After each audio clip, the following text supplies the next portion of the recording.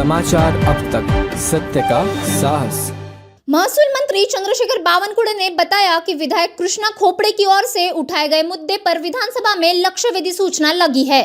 यह मामला तुकाराम मुंडे के कार्यालय से जुड़ा हुआ है और इस पर सरकार द्वारा निश्चित रूप से उचित कार्रवाई की जाएगी। वही बावनकुळे ने कांग्रेस पर निशाना साधते हुए कहा कि कांग्रेस के पास अब कोई ठोस मुद्दा नहीं बचा है, इसलिए वे अलग विदर्भ जैसे विषयों का सहारा ले रहे हैं। वाटतं की कृष्णा खोपडेजी जेव्हा सभागृहामध्ये होते महानगरपालिकेत तेव्हाचे काही विषय असतील तेव्हा त्यांनी तुकाराम मुंडेजी कमिशनर असताना काही त्या ठिकाणी आक्षेप त्या ठिकाणी कुठल्या कुठल्या कामावर असतील तर त्यामध्ये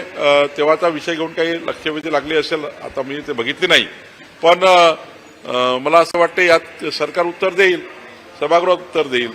आणि त्यांना धमकी आली असेल तर त्यांनी पोलिसला तक्रार करावी, पोलीस आणि शासन त्याचाही तपास करेल। त्या पक्षाचे नेते सुद्धा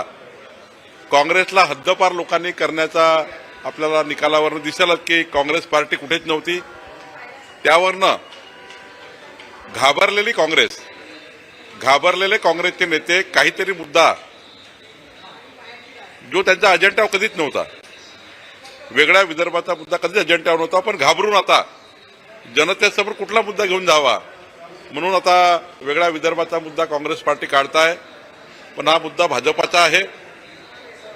हा मुद्दा आमच्या अजेंडाचा आहे, या मुद्द्यावर आम्ही काम करतो आहे। हा मुद्दा भाजपच्या अजेंड्यातून बाहेर गेला नाही आहे आणि आम्ही या ठिकाणी वेगळ्या विदर्भाच्या बाजूनेच त्या ठिकाणी पहिल्यापासून काम करतो आणि